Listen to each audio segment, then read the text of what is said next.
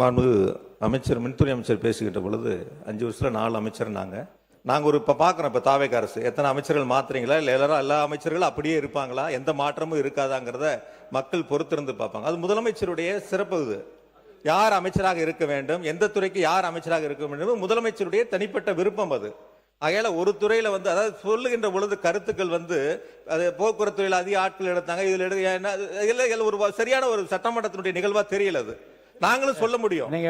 நீங்க இது வரைக்கும் எஸ்சி கூட்டமே நடத்தல, மின் விநியோகத்துல மின்சார விநியோகத்தை செய்வதற்கான கூட்டமே நீங்க நடத்தல, அப்புறம் எப்படி சீரான மின் விநியோகம் செய்ய முடியும்? அதனாலதான் தமிழ்நாடு முழுக்க மின்வெட்டு ஏற்படுது. லேசா மழை பெஞ்சா சென்னையில 2 நாளா மழை இல்ல, கரண்ட் இல்ல. இது யதார்த்தம் சொல்றேன். நாங்க என்ன சொன்னோம்னா 4 அமைச்சர்கள் இந்த துறைக்கு மாற்றப்பட்டிருக்கு. 4 முறை அமைச்சரவை மாற்றம் நடந்திருக்கு. 4 முறை மாற்றப்பட்டு இந்த துறையில் என்னென்ன நடந்திருக்கு நம்ம சொல்றோம். அதெல்லாம் ஒன்றும் தப்பு இல்லை. அவர் ஏற்கனவே வேலைக்கு ஆள் எப்படி எடுத்தான்றதில் வேலைக்கு ஆள் எடுப்பதில் வல்லுனர். அது வல்லுனர்னு ஊருக்கே தெரியும். அது எடுத்தவரை இங்கேயே எடுக்கலன்னு தான் கேட்குறோம். எடுத்திருந்தா நல்லபடியாக இருந்திருக்கும், இப்போ நடந்திருக்கும். அடுத்ததுக்கு போகலாம். நன்றி. மாண்புமிகு எதிர்க்கட்சி தலைவர் உட்காருங்க. பேரவைத் தலைவர் அவர்களே, ஒரு முக்கியமான விஷயத்தை இங்கே பதிய வைக்க விரும்புகின்றேன் உங்கள் மூலமாக. நேற்று முன்தினம் அரசு அறிவிச்சிருக்கிறது, அனைத்து சட்டமன்ற உறுப்பினர்களுக்கும் புதிய வாகனம் இந்த அரசு வழங்குவதாக முடிவெடுத்து அறிவிச்சிருக்கிறீங்க. இல்லை, எங்களுடைய திராவிட முன்னேற்ற கழகத்துடைய நிலைமை இந்த அரசில் சபையில் நான் பதிய வைக்க விரும்புகின்றேன். ஏற்கனவே தமிழ்நாடு அரசு கடும் நிதி நெருக்கடியில் இருப்பதாக மாண்புமிகு முதலமைச்சர் அவர்களே கூறி வருவதால் எங்களுடைய கழக தலைவர் மாண்புமிகு முன்னாள் முதலமைச்சர் திரு முத்துவேல் கருணாநிதி ஸ்டாலின் அவர்களின் அறிவுறுத்தலின் பேரில் திராவிட முன்னேற்ற கழகத்தைச் சேர்ந்த 59 சட்டமன்ற உறுப்பினர்கள் இவ்வாகனங்களை பெறுவதில்லை என்று முடிவெடுத்துள்ளோம். மேலும் அரசுக்கு ஏற்படுகின்ற தேவையற்ற செலவுகளை குறைக்கின்ற நோக்கத்தில் மாண்புமிகு சட்டமன்ற உறுப்பினர்கள் தங்களது தேர்தல் வேட்பு மனுவில் குறிப்பிட்டுள்ள பொருளாதார சூழலை கவனத்தில் கொண்டு பொருளாதாரத்தில் நலிவடைந்துள்ள உறுப்பினர்களுக்கு மட்டுமே இந்த அறிவிப்பின் கீழ் வாகனம் வழங்க வேண்டும் என்பதை இந்த அரசினுடைய கவனத்திற்கு தாங்கள் எடுத்து செல்ல வேண்டும் என்று கேட்டுக்கொள்கின்றேன். கையொப்பமிட்டு இந்த கடிதத்தை உங்கள் மூலமாக அரசுக்கு கொடுத்துக்கிறோம். மாண்புமிகு நீர்வள மாண்புமிகு பொதுப்பணித்துறை அமைச்சர் அவர்கள். பேரவைத் தலைவர் அவர்களே, எங்களுடைய அரசினுடைய முதலமைச்சருடைய நோக்கம் புதிதாக தேர்ந்தெடுக்கக்கூடிய மக்கள் மட்டுமல்ல, இதே சட்டமன்றத்தில் ஏழ்மையா இருக்கக்கூடிய சட்டமன்ற உறுப்பினர்களும் இருக்கிறாங்க. அதுல முக்கியமாக விடுதலை சிறுத்தைகள் கட்சியுடைய சட்டமன்ற உறுப்பினர் அங்கிருந்து வரும்போது பஸ்ல தான் வந்துட்டு போறாரு. என்ன பிரச்சனை? பேசாதீங்க, யாரும் பேசாதீங்க. திமுக காலையில இருந்து என்ன பிரச்சனை தெரியலையே. நீங்க பேசுங்க. எதிர்கட்சி தலைவர் ஒரு பதில பதிவு பண்ணா நாங்க அது பதிவு பண்றோம். பண்ணுங்க. அப்ப விசிகேல இருந்து ரொம்ப ஏழ்மையா இருக்கக்கூடிய ஒரு உறுப்பினர் கேட்கிறாரு. அவருடைய குரல் யார் யாரெல்லாம் பஸ்ல வராங்க, யார் யாரெல்லாம் ட்ரெயின்ல வராங்க, அவருடைய குரலா இருந்துச்சு. அப்ப முதலமைச்சர் அனௌன்ஸ் பண்ணும் பொழுது பொதுவா அவையை பொறுத்த வரைக்கும் எல்லோரும் சமம்னு நினைக்கக்கூடிய ஒரு முதலமைச்சர், அதுதான் ஒரு புரோட்டோகால். அப்ப எங்க பொதுச்செயலாளர்கிட்ட கார் இருக்கு, என்கிட்ட கார் இருக்கு, இங்க இருக்கக்கூடிய எல்லாருக்கும் கார் இருக்கு. நாங்க போய் சட்டமன்ற உறுப்பினர் கார் வேணும்னு கேட்க போறது இல்லை. இது ஒரு அடிப்படையா இருக்கவங்களுக்கு புரிதல் இருக்கும். அரசியலா நினைச்சாதான் இது அரசியல். எங்க ஏழ்மையா இருக்காங்களோ அவங்க விண்ணப்பத்தை கொடுப்பாங்க. இது சட்டமன்ற உறுப்பினர்களுடைய ஒரு உரிமையா மாற்றப்பட்டு தமிழக வெற்றி கழகத்தில் யார் யாருக்கெல்லாம் கார் இருக்காங்களோ நாங்க யாருமே கார் கேட்க போறது இல்லை. இதுதான் எங்களோட நிலைப்பாடும். இதுதான் எங்களோட நிலைப்பாடும். எங்க கிட்ட 2-3 கார் இருக்கு, நாங்க போய் சட்டமன்ற உறுப்பினர் கார் கேட்க போறது இல்ல. நம்ம மன்னார்குடி எம்எல்ஏ சொன்னாரு, என்கிட்ட 4 கார் இருக்கு, ஆனா என்னுடைய தனிப்பட்ட கார்ல போகும்போது அரசு அதிகாரிகள் முன்பு அரசு கார்ல போனா நான் ஒரு மரியாதை இருக்கு. இப்ப மாண்புமிகு எதிர்கட்சி தலைவர்கிட்ட 2-3 வீடு இருக்கு, ஆனா அரசு பங்களால இருக்கிறாருல்ல. அவர் லெட்டர் என்கிட்ட தான் கொடுத்தாரு, பொதுப்பணித்துறை அமைச்சரா என்கிட்ட தான் கொடுத்தாரு. எனக்கு அரசு துறையுடைய பங்களா வேணும்னு கொடுத்தாரு. உடனே நம்ம கேட்க முடியுமா? மாண்புமிகு எதிர்கட்சி தலைவருக்கு 2-3 பங்களா இருக்கு, அதனால அரசு துறை பங்களா கொடுக்க மாட்டோம்னு சொல்ல முடியுமா? எங்களுடைய முதலமைச்சர் சொன்னாரு, அவர் கோரிக்கை கொடுத்தாரு, உடனடியா கொடுத்துருவோம்னு சொன்னோம். இது உடனே இல்ல இங்க இருக்கவங்க எல்லாருக்கும் அதாவது இங்க இருக்க எல்லாருக்கும் பங்களா கொடுக்கலாமான்னு கிடையாது. இது வந்து ஒரு புரோட்டோகால், அவ்வளவுதான். இந்த புரோட்டோகால்ல அமைச்சர்களுக்கு கார் கொடுக்கப்படுது, வீடு கொடுக்கப்படுது, 4 உதவியாளர் கொடுக்கப்படுறாங்க. அப்ப சட்டமன்ற உதவியாளர் கிடையாது, சட்டமன்ற வீடு கிடையாது. சட்டமன்ற உறுப்பினர்களுக்கு நீங்க உங்களுடைய தேர்தல் பத்திரத்துல கார் இல்லைன்னு சொல்லலாம், வீடு இல்லைன்னு சொல்லலாம், 10,000 ரூபாய் பணம் இருக்குன்னு சொல்லலாம்.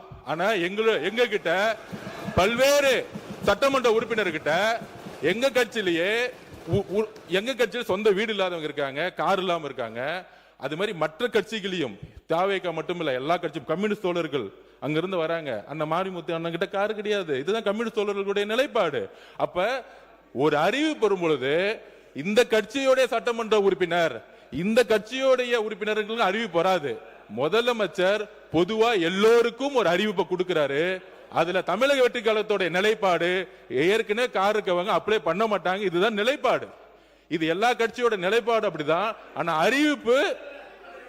அறிவிப்பு தனி செயலாளர்ங்கிற அறிவிப்பு, ஒரு சட்டமன்ற உறுப்பினர் 3 லட்சம் மக்களை போய் பார்க்க வேண்டிய நிர்பந்தம் இருக்கு, அவரோட தொகுதிக்கு போக வேண்டிய நிர்பந்தம் இருக்கு, ஊர்ல இருந்து வர வேண்டிய நிர்பந்தம் இருக்கு. அதனால இது ஒரு உரிமையா பண்ணிருக்கார தவிர இதுல ஆடம்பரம், காருங்கிறது ஆடம்பரம் கிடையாது, மக்களை சந்திக்கக்கூடிய ஒரு தேவை. ஊழல் இல்லாத சட்டமன்ற உறுப்பினர்களுக்கு கார் இன்னைக்கு தேவை, மக்களை பார்க்க போனோம், அதுதான் நாங்க பதிவு பண்றோம். மாண்புமிகு யார் பேச 2 பேர். மாண்புமிகு உறுப்பினர் முன்னாள் அமைச்சர் KN நேரு அவர்கள். பேரவைத் தலைவர் அவர்களே, மாண்புமிகு எதிர்க்கட்சி தலைவர் அமைச்சர் அந்தஸ்தில் இருக்கிறார். அவருக்கு அது அவருடைய உரிமை, அரசாங்கம் தருகிறது. எனவே அந்த வீடு கொஞ்சம் உட்காருங்க. எனவே அவர் அந்த அரசாங்க வீட்டில் இருந்து பணியை கவனிக்க வேண்டும் என்பதற்காக அந்த வீட்டை கேட்டு வாங்கியிருக்கிறார். ஆனால் நான் கொஞ்சம் இருங்க, பேசி முடிக்கட்டும். பேசுறேன், நான் சொல்றேன். நீங்க பேசுங்க. இப்ப நாங்க கார் வேணான்னு தானே சொல்றோம், உங்கள்கிட்ட வேணும் நான் கேட்கிறேன். கார் வேணான்னு சொல்றேன், அவர் சொல்றாரு 2-3 கார் வச்சிருக்கான், இங்க கூட அந்த நிலையில் தான் இருக்கு அப்படிலாம் சொல்றாரு. நான் கார் வேணாம், ஏற்கனவே அரசாங்கம் செலவு வைக்குது, கார் வேணான்னு சொல்றேன்.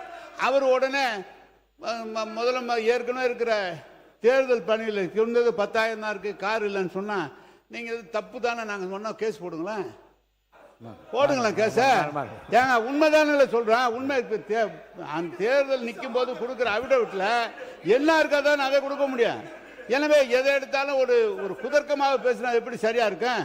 அவரு நீங்க வீட்டில் வந்து காரு வேணான்னு தானே சொல்றோம், உங்களுக்கு செலவு கம்மி பண்ணுன்னு தானே சொல்றோம். அதுக்காக ஒருத்தர் நீங்க வந்து 4 வீடு வச்சிருக்கேன் 3 வீடு வச்சிருக்கேன்னா தெரியுமா, அமைச்சருக்கு தெரியுமா என்பது தெரியல. அமைச்சர் இப்ப சொந்த வீட்டில் இருக்கிறார், ஆனா அந்த அரசாங்கம் அந்த வீட்டுக்கு வாடகை கொடுக்குது. அது தெரியுமா அவருக்கு? அமைச்சருக்கு வீடு சொந்த வீட்டில் இருந்தா கூட அதுக்கு வாடகை கொடுக்குறாங்க.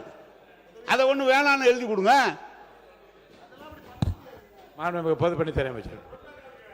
மாண்புமிகு பேரவைத் தலைவர்களே, இதுதான் நாங்க சொல்றோம். அவர் பேசி முடிக்கட்டும். இதுதான் நாங்க சொல்றோம். எதிர்க்கட்சி தலைவர் சொல்லும் பொழுது அவர் சொல்லக்கூடிய வார்த்தைகள் அரசியல் ரீதியா மாத்துற மாதிரி வார்த்தைகள் இருக்கு. அதாவது நான் பேசி முடிச்சிடலாம். அவரு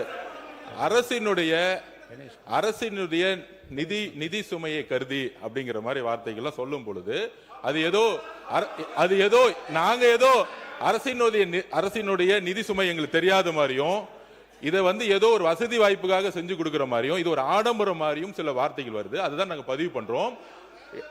அமைச்சர்களுக்கு எந்த உரிமை இருக்கிறதோ, ஒரு அமைச்சருக்கு வந்து ஒரு காரும் 4 தனி செயலாளர்களும் ஒரு பங்களாவும் ஒரு உரிமை இருக்கிறோம். அதை நாங்க வந்து எதுவுமே தவறுன்னு சொல்லல.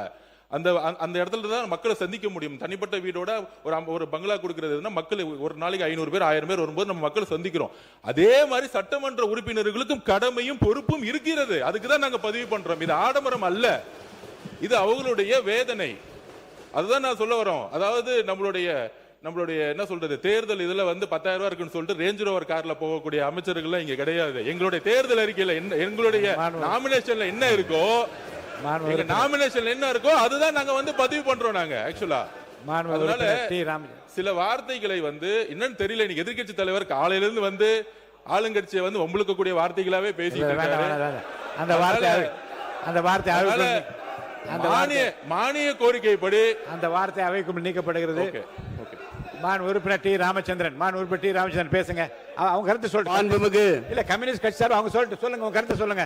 மாண்புமிகு பேரவைத் தலைவர்களே, சொல்ல வைக்கிறேன், சொல்ல வைக்கிறேன், அவர் பேசி முடிக்கிட்டு சொல்ல. மாண்புமிகு பேரவைத் தலைவர்களே, சுருக்கமா சொல்லுங்க. சில சட்டமன்ற உறுப்பினர்கள் கார் வேண்டும் என்று முதலமைச்சர் கோரிக்கை வச்சாங்க. ஆமா, முதலமைச்சர் அறிவிச்சிருக்காங்க. ஆமா.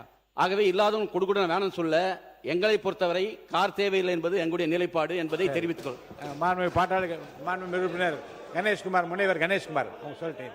மாண்புமிகு பேரவைத் தலைவர் அவர்களே,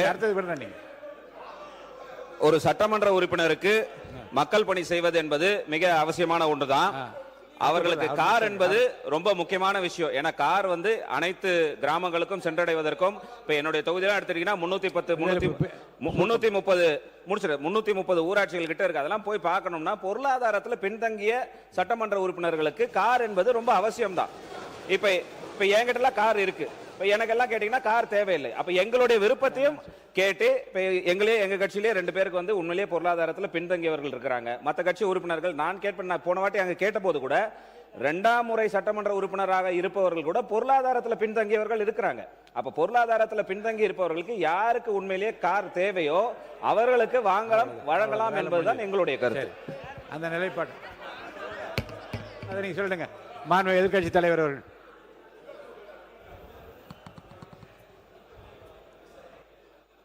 பேரவைத் தலைவர் அவர்களே, எங்களுடைய தலைவர் இதை அரசியல் செய்வதற்காக கிடையாது. இந்த அரசு பொறுப்பேற்ற முதல் நாள்லேருந்து சொல்வது கஜானாவை தொடச்சி வச்சுட்டு போயிட்டாங்க, கஜானாவில் பணம் இல்லை என்பதுதான் தொடர்ந்து இவங்க வச்சிருக்கக்கூடிய குற்றச்சாட்டு. அது மட்டும் இல்லை, இவங்களோட தேர்தல் பிரச்சாரத்தில் இப்போ இருக்கக்கூடிய அமைச்சர்கள், சட்டமன்ற உறுப்பினர்கள், அவங்க இயக்கத்தை சேர்ந்தவங்க நிறைய பேர் சொல்லியிருக்கிறாங்க, தொடர்ந்து இலவசமாக கொடுக்குறீங்க, எல்லாத்தையும் இலவசமாக கொடுக்குறீங்கன்னு இவங்க குற்றம் சாட்டிட்டு இன்னைக்கு காரை இலவசமாக நீங்கள் கொடுக்குறீங்க. அது உங்கள் முதலமைச்சருடைய உரிமை. நாங்கள் எங்களுக்கு கார் தேவையில்லை, எங்களுடைய திராவிட முன்னேற்ற கழக உறுப்பினருக்கு கார் தேவையில்லை. யார் யாருக்கு கார் வேணுமோ நீங்கள் வாங்கிக்கோங்க. எங்களுடைய வேண்டுகோள் என்னன்னா, வேட்புமனு தாக்கல்ல நீங்கள் அஃபிடவிட்டில் ஃபைல் பண்ணியிருப்பீங்க, யார் யாருக்கு கார் இல்லை, எவ்வளோ சொத்து இருக்குது அப்படின்னு சொல்லியிருப்பீங்க. அதுக்கு தகுந்த மாதிரி அவங்களுடைய வசதி வாய்ப்புக்கு ஏற்ற மாதிரி கார் வாங்கி கொடுங்க என்பதுதான் எங்களுடைய சஜஷன். மாண்பு சிறுபான்மைத்துறை அமைச்சர் விடுங்க, அவங்களுக்கு கொஞ்சம் விடுங்க, கொஞ்சம் சிறுபான்மையை கொஞ்சம் விடுங்க. மாண்பு சிறுபான்மைத்துறை அமைச்சர். அவர்களே, இந்த சட்டமன்ற உறுப்பினர்களுக்கு இந்த கார் தேவைங்கிறது ஒரு சர்ச்சையாக பேசப்படுகிறது. பல ஆண்டுகளுக்கு முன்பே மாண்புமிகு முன்னாள் முதலமைச்சர் டாக்டர் கலைஞர் கருணாநிதி அவர்களால் 300க்கும் அதிகமான யூனியன் சேர்மன்களுக்கு அரசு சார்பில் வாகனம் வழங்கப்பட்டுச்சு. இது ஒன்றும் புதுசு இல்லை. அப்போல்லாம் நிதி நிலைமை அப்பவும் இப்படி தான் இருந்தது. அப்போல்லாம் கேள்வி கேட்காம இப்போ ஒரு சட்டமன்ற உறுப்பினர்களுக்கு கிடைக்கிறது கேள்வி கேட்கறது சரியானதாக பண்ணலாம். மாண்பு உறுப்பினர் ஏவா வேலு அவர்கள். மாண்புமிகு பேரவைத் தலைவர்களே, அன்னைக்கு அனௌன்ஸ்மெண்ட்டு என்னன்னா, அனைத்து சட்டமன்ற உறுப்பினர் தான் அனௌன்ஸ்மெண்ட். நல்லா புரிஞ்சுங்க. ஆமாம், நாங்கள் சொல்கிறோம் அனைத்து சட்டமன்ற உறுப்பினர் சொன்னால் எல்லாம் சேர்த்து தான் சொல்லியிருக்கீங்க. ஆமாம், எங்கள் கட்சி தலைவர் சொல்கிறார், ஏற்கனவே வந்து அரசாங்கம் கடன்பட்டு இருக்கிறது, விவசாயிக்கு முழுமையாக தள்ளுபடி செய்யலை, இப்படிப்பட்ட நிலையில் நமக்கு கார் வேணாம் அப்படின்னு எங்களை அறிவுரை சொல்கிறாரு. ஆனால் திமுக சார்பாக இருக்கிற 59 உறுப்பினர் தான் நாங்கள் எங்களுக்கு வேணான்னு சொல்கிற மொழிய, அந்த பத்திரம் வேணாம் நீங்க வாங்காத அப்படின்னு நாங்க சொன்னோம். எங்களுடைய துணைத்தலைவர் அதான் சொன்னார். அதை புரிஞ்சிக்காம அரசியல் பண்றீங்க இதுல என்ன அரசியல் இருக்குது? ஒண்ணு. ரெண்டாவது, இப்ப 59 சட்டமன்ற உறுப்பினர் வந்திருக்கிறோம், எல்லாருக்கும் வீடு கொடுத்துருக்காங்க, கொடுக்க முடியாது. அரசாங்கத்துக்கு எப்பொழுதும் எதிர்க்கட்சி தலைவர் அந்தஸ்து இருக்கிற பொழுது அவர்கள் அமைச்சருக்கு இணையானவர்கள் என்று அமைச்சருக்கு என்னென்ன வசதியோ அந்த வசதி தராங்க. இது அரசாங்கம் போட்டிருக்கிறது. நீ நானும் பார்த்துல அது புரோட்டோகால். அது அந்த புரோட்டோகால் பரம் அரசாங்கம் தான் நீங்க கொடுத்துருக்கீங்க. அப்புறம் அரசாங்கமே கொடுத்துட்டால் குறை சொன்னா என்ன அர்த்தம்? அதுவும் தவறு. அதனால புரிஞ்சுன்னு பேசுங்க. ரெண்டாவது, நாங்க எங்களை பொறுத்தளவுக்கு நீங்க கஞ்சாடை காட்டினாலே காட்டினாவே நாங்க ஒத்துழைக்கிறோம். ஆனா சட்டமன்றம் பெரும்பான்மையாக பிரச்சனைக்கு யாரு ஆளாகிறாங்க? அந்த பகுதியில் இருக்கிறதா பிரச்சனை எழுப்பி உங்களுக்கு ஒத்துழைக்கல. இல்ல மாண்பு உறுப்பினர், இல்ல எல்லாருடைய ஒத்துழைப்பும் சிறப்பாக இருக்கிறது. திருப்பி முடிச்சிடலாமே இதை. இல்ல சொல்லிட்டாங்களே, இல்ல உங்களுடைய இல்ல உங்கள் நிலைப்பாட்டை தெளிவா சொல்லிட்டீங்களே, பேசுங்க. மாண்புமிகு பேரவைத் தலைவர் அவர்களே, சிறுபான்மைத்துறை அமைச்சர் அவர்கள் சொன்னார் சேர்மனுக்கெல்லாம் தலைவர் கலைஞர் கார் கொடுத்தார். சட்டமன்ற உறுப்பினருடைய பணி வேறு, உள்ளாட்சி பிரதிநிதிகள் உள்ளாட்சியிலே தலைவராக இருக்கிறவருடைய பணி வேறு. அவங்க நேரடியாக ஒவ்வொரு இடத்துக்கும் சென்று பார்க்க வேண்டும். கொஞ்சம் தயவு செய்து சொல்றேங்க, கொஞ்சம் கேளு தம்பி. உள்ளாட்சித்துறை அமைச்சர் கொஞ்சம் இருங்க. காரு எங்களுக்கு வேணான்னு சொன்னதுக்கே இவ்வளவு கோவப்படுறீங்க. கொடுத்தேன்னு சொல்றாரு. ஒரு உள்ளாட்சி துறையில சேர்மனா இருக்கிறவரு, 30 பஞ்சாயத்தை பார்க்கிறவரு, 30 பஞ்சாயத்தை நிர்வாகத்தை பார்க்கிறவர்.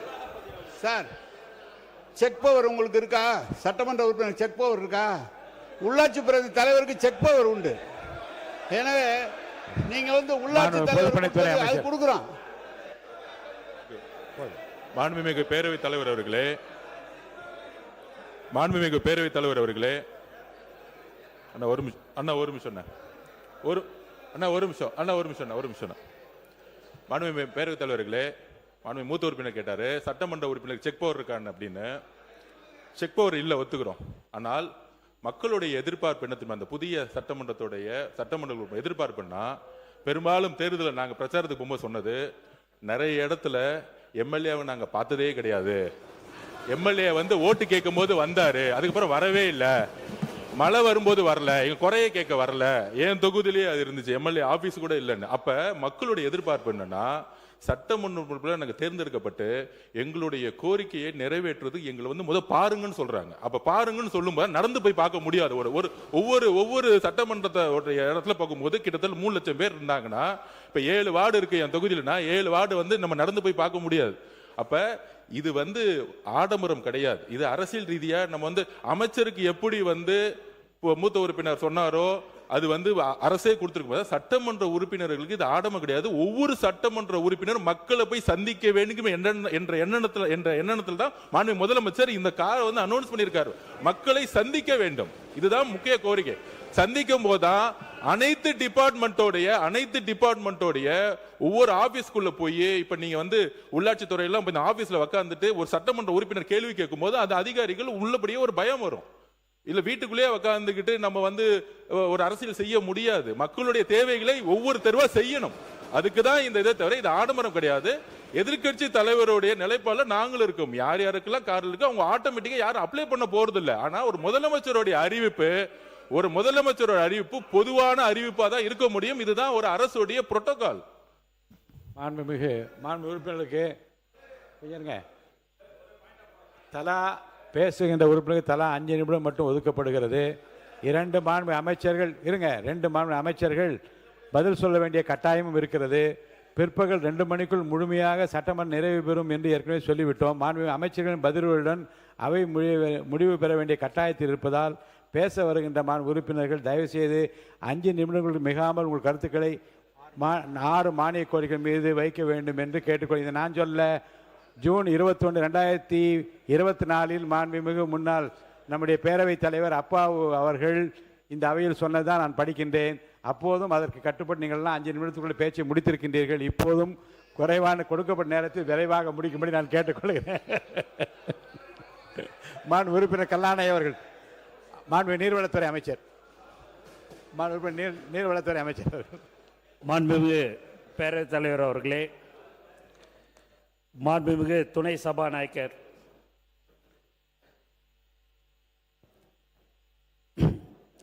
அவர்கள் கேட்டுக்கொண்டதற்கிணங்க திருச்சிராப்பள்ளி மாவட்டம் துறையூர் வட்டம் துறையூர் சின்ன ஏரியினை தூர்வாரி கரையினை பலப்படுத்துதல், ஏரியின் சுற்றுப்பகுதியில் பாதுகாப்பு சுவர் அமைத்தல், நடைபாதை மற்றும் பூங்கா போன்ற பொதுமக்களின் பயன்பாட்டிற்கு கட்டமைப்பை உருவாக்குதல், ஆக்கிரமிப்பதில் இருந்து ஏரியினை பாதுகாத்தல், ஏரி மாசடைவதை தவிர்த்தல் மற்றும் ஏரி விளிம்பு பகுதியினை அழகுபடுத்தல் ஆகிய பணிகளை துறையூர் நகராட்சியின் மூலம் மேற்கொள்ள நீர்வளத்துறையிடம் தடையின்மை சான்று கோரப்பட்டு நீர்வளத்துறையின் மூலம் துறையூர் நகராட்சி நிர்வாகத்திற்கு தடையின்மை என்ற சான்று வழங்கப்பட்டுள்ளது. மேற்கண்ட பணிகளை துறையூர் நகராட்சியின் மூலம் மேற்கொள்ள விரிவான ஆய்வுப் பணிகள் நகராட்சி நிர்வாகத்தின் மூலம் நடைபெற்று வருகிறது என தெரிவித்துக் கொள்ளப்படுகிறது. மாண்பு உறுப்பினர் கல்லாணை அவர்கள். மாண்புமிகு பேரவைத் தலைவர் அவர்களே, நான் இதோட 10 தடவை எந்திரிச்சிட்டேன். தயவுசெய்து கொஞ்சம் டைம் மட்டும் எக்ஸ்டெண்ட் பண்ணி கொடுங்க. நகைமொழி நயமும் நாவன்மை திறனும் நடுநிலைத்தன்மையும் ஒருங்கே கொண்டு மனுநீதி சோழனாய் இந்த மாமன்றத்தை மாண்போடு நடத்தி கொண்டிருக்கும் சபையின் நாயகரே, உங்களுக்கு என் முதற்கண் வணக்கத்தை தெரிவித்துக் கொள்கிறேன். பயிலுறும் அண்ணன் தம்பி அக்கம்பக்கம் துறவின் முறையார் தயமிகு உடையால் அன்னை என்னை சந்தம் மறவா தந்தை குயில் போர் பேசிடும் மனையால் அன்பை கொட்டி வளர்க்கும் பிள்ளை அயலவராகும் வண்ணம் தமிழ் என் அறிவினில் உரைதல் கண்டீர். உலகத்தையே உருவாக்கிய என் தாய் தமிழுக்கு வணக்கம். உலகமெல்லாம் ஆளும் என் தமிழர்களுக்கு வணக்கம். ஓங்கு சீர் மதுரை, ஓங்கு சீர் மதுரை, தண்டமிழ் கூடல் தமிழ் பொழில் நிலம், சந்தன காற்றும் சங்கத்தமிழ் பாட்டும் தெய்வீக மனமும் தவழ்ந்திடும் நிலம் எங்கள் மதுரை. அன்னை மீனாட்சி செங்கோலேந்தி ஆட்சி பிரியும் ஐதீக பெருமைமிக்க நிலம் எங்கள் மதுரை. நெற்றிக்கண் திறப்பினும் குற்றம் குற்றமே என்று இறைவன் ஈசனே எதிர் நின்று முழங்கினாலும் அஞ்சாமல் நீதியின் பக்கம் நின்றது எங்கள் மதுரை. கற்பின் கனலாய் உருவெடுத்த கண்ணகி கையில் சிலம்பேந்தி தவறு செய்தவன் மன்னனாகவே இருந்தாலும் நீதிக்காக நின்று நெருப்பால் தழுவிய நகரம் எங்கள் மதுரை. கண்கொள்ளா காட்சியுடன் கள்ளழகர் வந்திறக்கும் வைகை நதி பாயும் மாநகரம் எங்கள் மதுரை. இத்தனை பெருமைகளை தன்னகத்தே கொண்ட வரலாற்று சிறப்பு மிக்க மதுரைக்கு மேலும் ஒரு மகுடமாக அமைந்தது வாகை சூடும் வரலாற்றின் மதுரை மாநில மாநாடு.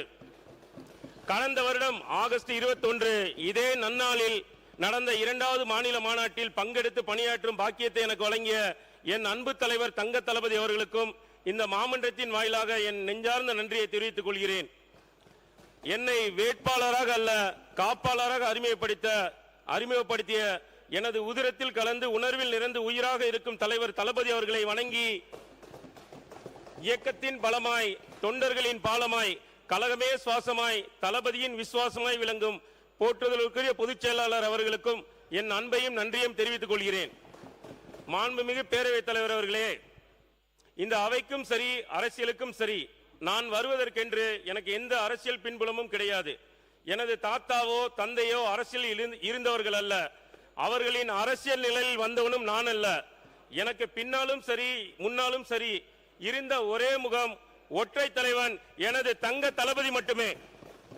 அப்படிப்பட்ட எனது தலைவனுக்காக, எனது தலைவன் மீது கொண்ட நம்பிக்கைக்காக திக்கட்டும் வெற்றி கொண்ட தகைசால் வென்ற நெடுஞ்செழியனாம் நம் தளபதிக்கு 10 8 பரிசளித்த எனது பாசக்கார மதுரை மக்களுக்கும் வெற்றி தலைவரின் ஒற்றை முகத்திற்காக விசில் சின்னத்திற்கு வாக்களித்து வாகை சூடி தந்த வடக்கு தொகுதி சொந்தங்களுக்கும் இரவு பகல் பாராது தேர்தல் களத்தில் என்னுடன் இணைந்து பணியாற்றிய பெருமைமிகு பெண் சக்திகளுக்கும் கழக தோழர்களுக்கும் மற்றும் அனைவருக்கும் என் சிறந்தாழ்ந்த நன்றியை தெரிவித்துக் கொள்கிறேன்.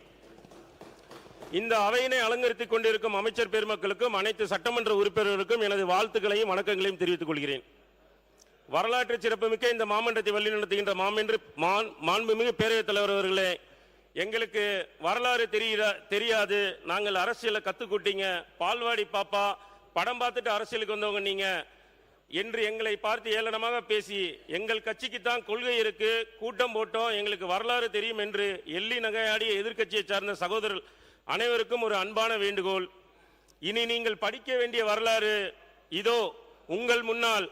அவர் பெயர்தான் தளபதி. ஆனால் மாண்புமிகு பேரவைத் தலைவர் அவர்களே, இந்த வரலாறு இன்று நேற்று தொடங்கியதல்ல. சுமார் 30 வருடங்களுக்கு முன்பாக 1992 நாளைய தீர்ப்பாய் தொடங்கி முயற்சி முன்னேற்ற முதன்மை என்று ரசிகர் மன்றமாக மாறி நற்பணி செய்வோம் நாடு நலம் காப்போம் என்று நற்பணிகள் எங்களை ஈடுபடுத்தி ஏழை சகோதரர்களுக்கு அண்ணனாக சீர்கொடுத்து மாவட்டம் தேரும் திருமணங்களை நடத்தி 20 ஆண்டுகளுக்கு மேலாக தனது பிறந்த நாளை ஏழைகளுக்கு உதவும் நாளாக அறிவித்து பிறக்கும் குழந்தைகளுக்கு தாய்மாமனாக தங்க மோதிரமிட்டு ஆண்டுதோறும் கல்வியில் சிறந்து விளங்கும் மாணவ செல்வங்களை கௌரவித்து கல்வி உதவித்தொகைகளையும் பள்ளி உபகரணங்களையும் வழங்கி உழைத்திடு உயர்ந்திடு உன்னால் முடியும் என்று மக்கள் இயக்கம் கண்டு மக்கள் தலைவராக உயர்ந்து பசித்தோருக்கு உணவளிக்க வீதிகள் தோறும் விலையில்லா விருந்தகம், குழந்தைகளின் நலன் காக்கும் ரொட்டிப்பால் முட்டை திட்டம், ஆதரவற்ற முதியோருக்கு விலையில்லா வீடு வழங்கும் திட்டம், எண்ணற்ற உயிர்களை காக்க உதிரம் கொடுக்க தளபதி விஜய் குருதியகம், நாம் பார்க்கும் உலகத்தை பார்வையற்ற தோழர்களும் பார்க்க வேண்டிய தளபதி விஜய் பயிலகம், குடிப்பதற்கு கடைகள் திறந்த அரசுகள் மத்தியில் ஏழை எளிய மாணவர்கள் படிப்பதற்கு தளபதி விஜய் பயிலகம் திறந்து இப்படி எண்ணற்ற மக்கள் நல பணிகளை மக்களோடு மக்களாக நின்று மக்களுக்காக செய்தி கட்டிய மாசற்ற தலைவர் எங்கள் தளபதி. பிறப்புக்கும் எல்லா உயிருக்கும் என்னும் குரலோடு களம் கண்ட தலைவர், மக்களின் குரலாக ஒலிப்பதற்கு கலகம் கண்ட தலைவர், மக்களுக்காக நின்று மக்கள் மனதை வென்று மக்களாட்சி அமைத்த மக்களின் தலைவர் எங்கள் தளபதி. அள்ளி குவிக்கும் ஆசையோடு அரசியலுக்கு வந்தவர்கள் மத்தியில் அள்ளி கொடுக்க மக்களின் அன்பால் ஆட்சிக்கு வந்த ஒரே தலைவர் எங்கள் தளபதி. ஆம், இவர் பெயரே ஒரு வரலாறு. அன்னை தெரசாவின் அன்பை பெற்று அவையினை சிறப்பாக வழிநடத்தும் மாண்புமிகு பேரவைத் தலைவர் அவர்களே, மாற்றம் என்னவென்று கேட்கும் எதிர்க்கட்சியில் உள்ளிட்ட அனைவருக்கும் தர்மத்தாயின் தவப்புதல்வன், தாய்க்குளங்களின் தங்கமகன், ஏழை எளியோரின் துயர் துடைக்க வந்த எங்கள் வீட்டு பிள்ளை, ஒட்டுமொத்த தமிழகத்தின் ஒற்றை நம்பிக்கை அண்ணன் தளபதியின் தம்பியாய் நான் பதில் சொல்ல கடமைப்பட்டு இருக்கிறேன். மாண்புமிகு பேரவைத் தலைவர் அவர்களே, கடந்த 50 ஆண்டுகளுக்கு மேலாக எதிரெதிரே பகைவர்களாக இருந்தவரை பங்காளிகளாக மாற்றி அருகருகே அமர வைத்தாரே எங்கள் அழகிய தமிழ் மகன். அதுதான் எங்கள் மாற்றம். இனி ஒருபோதும் சாதியாலும் பணத்தாலும் தேர்தலில் வெல்லவே முடியாது என்பதை உருவாக்கினாரே எங்கள் சரித்திரத்தின் நாயகன். அதுதான் மாற்றம். அதிகாரம் சிலருடைய உரிமை என்ற நிலையை மாற்றி ஆட்சியிலும் பங்கு அதிகாரத்திலும் பங்கு என்று சூளுரைத்து காமராஜர் ஆட்சி வேண்டி அரை நூற்றாண்டுகளாக கனவோடு காத்திருந்த காங்கிரஸ் பேரியக்க தோழர்களையும் அரசியல் அதிகாரமே அனைத்திற்குமான தீர்வு என்ற அண்ணல் அம்பேத்கரின் வாக்கினை நிறைவேற்ற விசிக தோழர்களையும் கண்ணியமிக்க அரசியலை கட்டிக்காப்போம் என்ற காகிதமில்லை வழித்தொண்டெல்லாம் ஐஎம்எல் தோழர்களையும் அமைச்சரவையில் அமர வைத்தாரே நவீன அரசியல் புரட்சி நாயகன். அதுதான் மாற்றம்.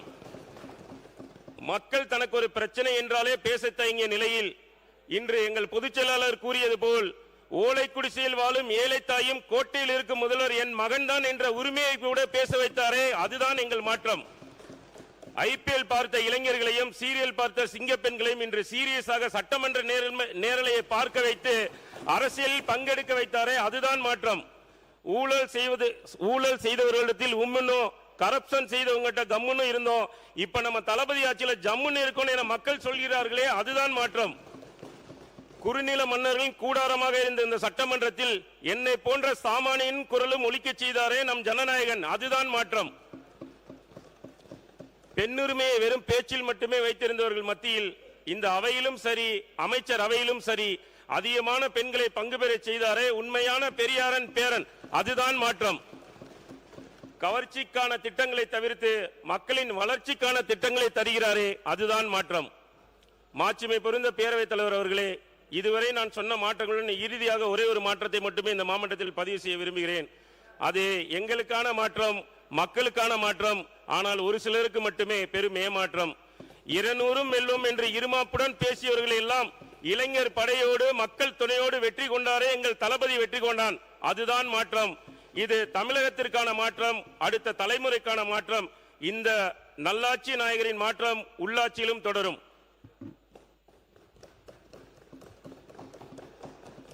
புரட்சி தலைவரால் அடையாளம் காணப்பட்டு நமது வெற்றி தலைவரால் அவையை அலங்கரித்து வரும் பேரவைத் தலைவர் அவர்களே, நீண்ட வரலாற்றின் பெருமை கொண்ட எங்கள் மதுரைக்கு கடந்த கால ஆட்சியாளர்கள் ஒரு புதிய வரலாற்றை படைத்திருக்கிறார்கள். குறிப்பாக சொல்ல வேண்டும் என்றால் ஊழல் ஊழல் ஊழல். உங்கள் வீட்டு ஊழல் அல்ல, எங்கள் வீட்டு ஊழல் அல்ல, இது உலகமகா ஊழல், நவீன வகையான விஞ்ஞான ஊழல். இந்திய வரலாற்றிலேயே ஒரு மாநகராட்சி நிர்வாகத்தை முறைகேடுகள் தொடர்பாக மேயரும் 5 மண்டல தலைவர்களும் பதவி விலக்கும் அளவிற்கு நிர்வாகம் சீரழிந்து கிடைக்கிறது எங்கள் மதுரை மாநகராட்சியில். இக்காரணத்தினால் நான் சார்ந்திருக்கும் மதுரை வடக்கு சட்டமன்ற தொகுதியில் அரசு அலுவலகங்கள் அதிகமாக இருக்கும் போதிலும் குப்பை மற்றும் பாதாள சாக்கடை பிரச்சனைகள் தலைவிரித்தாடுகின்றன.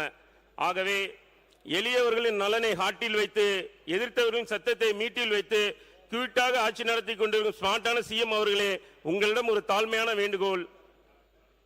தமிழ்நாட்டில் நீண்ட காலமாக இருந்ததாக கூறப்படும் பார்ட்டி ஃபண்டு முறையை ஒழித்த நீங்கள் மதுரையின் பிரச்சனையாக இருக்கும் பாஸ்வேர்டு ஃபண்டு முறையையும் ஒழித்து சீரழிந்திருக்கும் எங்கள் மதுரை மாநகராட்சியை சீரமைத்து தருமாறு கேட்டுக்கொள்கிறேன். வெளிப்படையான நிர்வாகத்தை உருவாக்க ஒரு சிறப்பு குழுவை அமைத்து உங்களையே நம்பியிருக்கும் மதுரை மக்களின் வேண்டுகோளை நிறைவேற்றி தருமாறு தாழ்மையுடன் கேட்டுக்கொள்கிறேன். மாண்புமிகு பேரவைத் தலைவர் அவர்களே, மதுரை மற்றும் சுற்று வட்டார மக்களும் பயன்பெறும் வகையில் ரூபாய் 84 கோடி மதிப்பீட்டில் மதுரை அரசு ராசாட்சி மருத்துவமனையில் மண்டல புற்றுநோய் சிகிச்சை மையம் அமைக்க உத்தரவிட்டு எனது கோரிக்கையை ஏற்று நிறைவேற்றி தந்த மாண்புமிகு தமிழக முதல்வர் தலைவர் தளபதி அவர்களுக்கும், மாண்புமிகு கழக பொதுச்செயலாளர் அவர்களுக்கும், மாண்புமிகு மக்கள் நல்வாழ்வுத்துறை அமைச்சர்களுக்கும் மதுரை மக்கள் சார்பாகவும் எனது சார்பாகவும் நன்றியினை தெரிவித்துக் கொள்கிறேன். எனது மதுரை வடக்கு தொகுதியில் இருக்கும் மிகப்பெரிய பிரச்சனை பாதாள சாக்கடை மற்றும் குப்பை, சில சமயங்களில் கழிவுநீர் கலந்த குடிநீர் தான். சுமார் 40 வருடங்களுக்கு மேலாக முறையாக பராமரிக்கப்படாத பாதாள சாக்கடை பிரச்சனையால் எனது தொகுதியில் உள்ள செல்லூர், நரிமேடு, கோரிப்பாளையம் மற்றும் தல்லாகுளம் போன்ற பகுதிகள் மிகவும் பாதிப்படைகிறது. இதனால் குழந்தைகள் முதல் அனைவருக்கும் சுகாதார சீர்கேடு ஏற்படுகிறது. மக்களின் இயல்பு வாழ்க்கை பாதிக்கப்பட்டு மிகுந்த சிரமத்திற்கு உள்ளாகின்றனர். எனது தொகுதியில் உள்ள அந்தநேரி உட்பட்ட பகுதியில் வசித்து வரும் காட்டுநாயக்கர் இனத்தை சார்ந்த மக்களுக்கு ஜாதி சான்றிதழ் வழங்குவதில் சில இடர்பாடுகள் உள்ளன. இதனால் அங்குள்ள மாணவர்களின் கல்வி வாய்ப்புகள் மிகவும் பாதிக்கப்படுகின்றது. மேற்கண்ட எனது தொகுதியின் மக்களுக்கு ஜாதி சான்றிதழ் வழங்கி உரிய நடவடிக்கை எடுக்க வேண்டுமாய் தாழ்மையுடன் கேட்டுக்கொள்கிறேன். மேலும் இப்பகுதி மக்கள் நீண்ட கால கோரிக்கையான மயானம் அமைத்து கொடுக்க நமது அரசு ஆவணம் செய்ய வேண்டும் என்று உங்கள் வாயிலாக கேட்டுக்கொள்கிறேன்.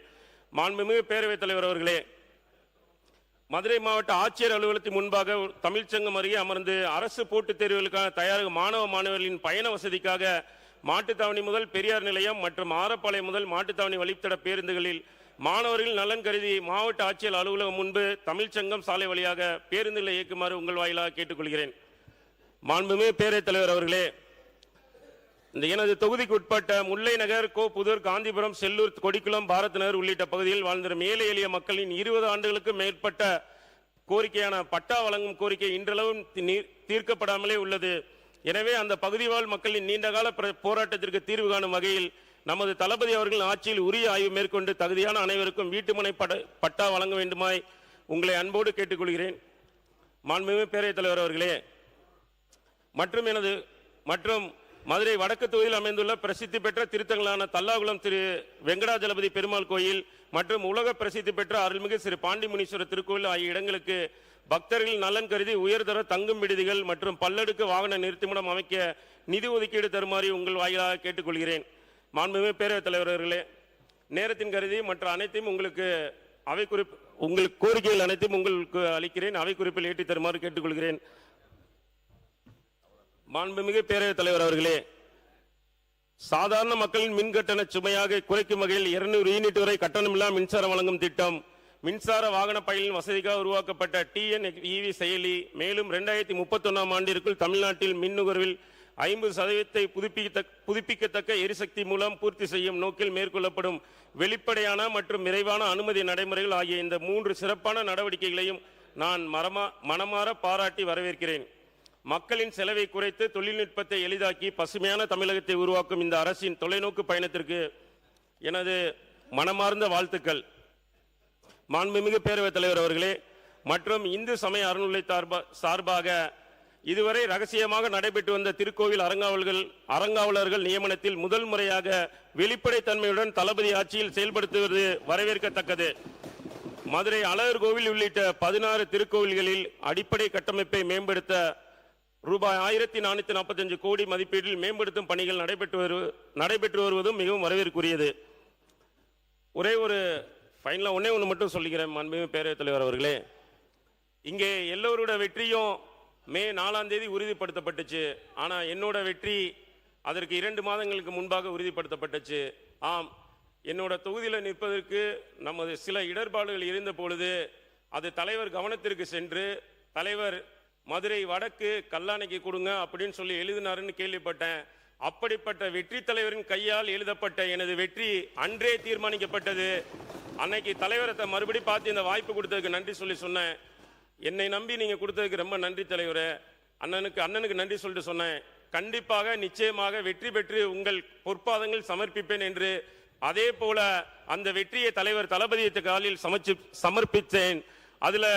அதற்கு காரணமாக இருந்த எங்களது கழகத்தின் பொதுச்செயலாளர் அவர்களுக்கும் மதுரை வடக்கு தொகுதி சொந்தங்கள் அனைவருக்கும் கழக தோழர்களுக்கும் மற்றும் அனைவருக்கும் எனது சிறந்தாழ்ந்த நன்றியை கூறிக்கொண்டு இறுதியாக ஒன்றை மட்டும் கூறிக்கொள்கிறேன்.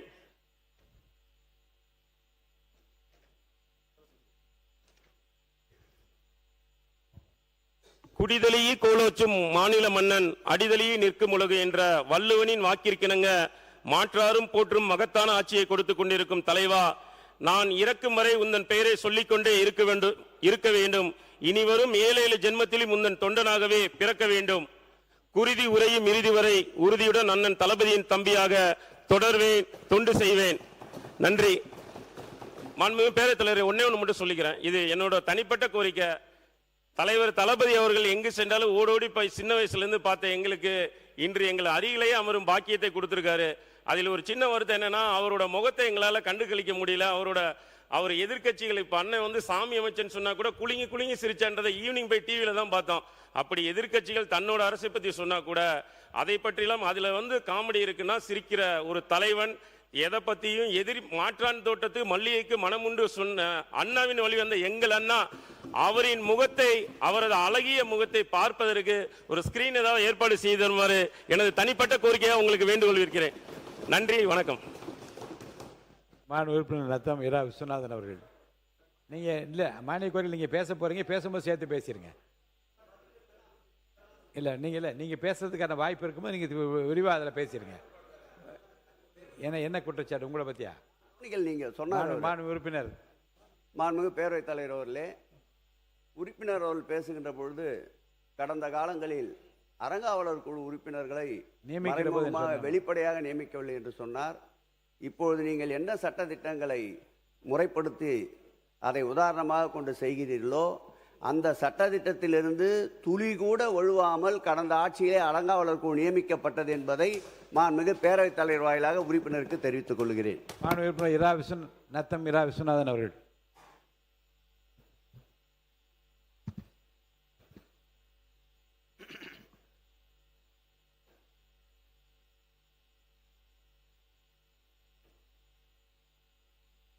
மாண்புமிகு பேரவைத் தலைவர் அவர்களே,